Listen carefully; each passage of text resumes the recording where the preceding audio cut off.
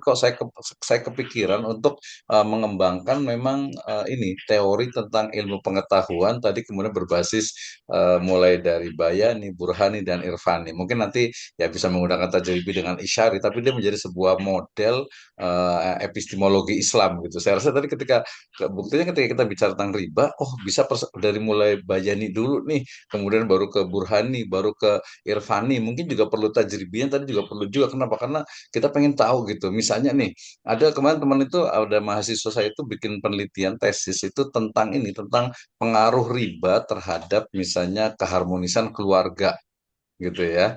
Gitu. Itu kebetulan jurusannya Magister Ekonomi Syariah gitu. Ini bener nggak sih gitu ya keharmonisan termasuk juga yang belum itu mungkin perlu pakai tajribi gitu. Jadi pegawai-pegawai bank konvensional, bank ribawi ketika diperiksa dilihat anak-anaknya itu mereka ini enggak sih gitu ya apa namanya itu apakah sama saja harmonis keluarganya atau mungkin juga apa anak-anak itu gampang diatur atau mungkin malah susah gitu ya teman kita bisa komunitasnya juga ada komunitas X-Bank kan ada juga itu ya. Hmm. Nah ini mungkin terakhir saya minta closing remark dalam ya 5 menit bagaimana konsep dari epistemologi Islam berbasis pada metode Bayani, Burhani dan Irfani. Tafadhal, mangga, Prof. Ya, baik. Terima kasih Prof. Misno, terima kasih Kang Karji ya, terima kasih semuanya yang hadir di malam hari ini. Ini menjadi apa namanya menjadi feedback untuk kita agar kita terus ngaji, agar kita terus belajar dan ngaji belajar itu akan semakin paham ketika kita praktikan gitu ya di tengah-tengah kehidupan kita. Hmm. Eh, Ketiga metode tadi atau bahkan kalau mau ditambahkan oleh Prof. Misno dengan tajribi dan juga isyari gitu ya, itu menjadi salah satu menjadi cara untuk mendapatkan ilmu pengetahuan dan akan lebih lengkap lagi, akan lebih utuh lagi ilmu pengetahuan yang kita dapat akan lebih mendalam gitu ya, manakala digabungkan ketiganya atau kelima aspek yang tadi. Jadi ketika kita menemukan teks kitab suci, misalnya ke ayat Al-Quran, kemudian eh, kita pahami mulai pendekatan bayani, maka kita akan mendapatkan bayan, gitu ya. Kemudian berikutnya kita lihat fenomena di masyarakat, fenomena yang ada di tengah-tengah masyarakat, kemudian berawal tadi dari hasil kajian bayani, diperkuat, diperkokoh dengan apa namanya, dengan burhani, apalagi nanti dengan tajribinya ya, maka akan makin lengkap lagi.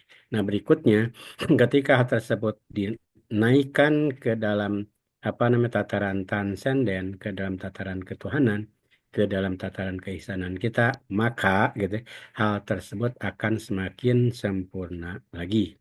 Dan apalagi kita misalnya mencari isyarat-isyarat yang ada dalam teks kitab suci, kemudian isyarat-isyarat yang ada di alam, isyarat-isyarat yang ada di lingkungan ekonomi, kemudian kita tarik gitu ya ke dalam menjadi apa namanya menjadi pendekatan ilmiah, maka apa yang kita temukan akan menjadi semakin sempurna lagi.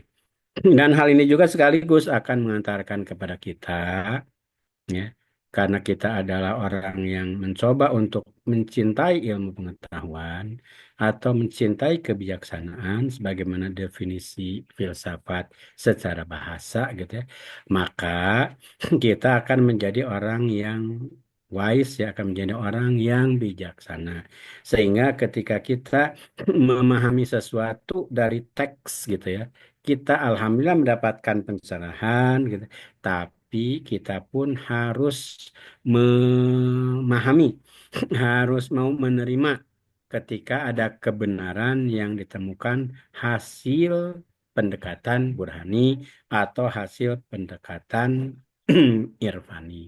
Ya, kalau sudah demikian maka insya Allah setiap kita akan menjadi orang yang bertambah ilmunya, kemudian bertambah kebijaksanaannya, yang akhirnya insya Allah kita akan menjadi orang-orang yang seperti Allah firmankan, yu'til hikmata may yasha wa may yu'tal hikmata faqad utiya khairan katsira. Allah telah memberikan hikmah kepada siapa yang ia kehendaki. Semoga kita ya yang mendapatkan hikmah itu. Wa may Amin, ya yu'tal Rabbal hikmata, Alamin. dan siapa yang diberikan hikmah oleh Allah Subhanahu wa taala, faqad utiya khairan katsira, maka ia akan mendapatkan kebaikan yang banyak, akan mendapatkan manfaat yang banyak. Kalau khaironnya dimaknai dengan makna bayani, al khair itu ada amalul katsir, maka insya Allah akan dapat rezeki yang banyak, harta yang banyak. Wa ma yadzakkaru illa ulul albab, tapi gitu ya, hanya sedikit saja yang mau apa nih, yang bisa mengambil pelajaran itu, yakni orang-orang yang menggunakan lubuk hati yang terdalamnya, yang berfilsafat, yang menggunakan pendekatan bayani, kemudian burhani, dan juga irfani. Kemudian kita menjadi orang-orang yang ma'rifatullah.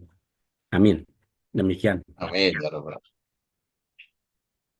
Amin. Ya, terima kasih, Prof. Luar biasa sekali. Jadi saya mau nambah lagi tentang makna al-hikmah nanti ke depannya nih, insya Allah nih. Ya, mudah-mudahan nanti bisa dikembangkan untuk materi kita terkait dengan, karena ada saya punya buku kutip kecil tentang makna al-hikmah fil Islam, gitu ya. Itu kan tadi maknanya itu sangat luas sekali, sangat dalam sekali, gitu ya. Sehingga kemudian kita nanti next time mudah-mudahan ada waktu lagi, Prof, untuk Ya. bagi ya kita bisa belajar bersama lagi.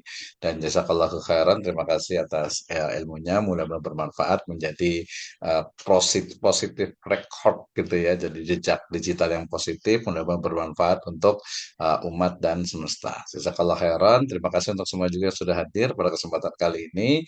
Mudah-mudahan bermanfaat dan sampai jumpa untuk di pertemuan berikutnya. Demikian, sama-sama kita tutup dengan hamdalah dan doa kafaratul majelis.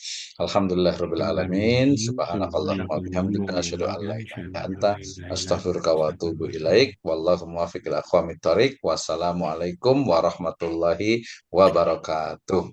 Waalaikumsalam warahmatullahi wabarakatuh. Terima kasih, Prof. Aturun Semuanya, terima jazakallahu kasih. khairan katsiran.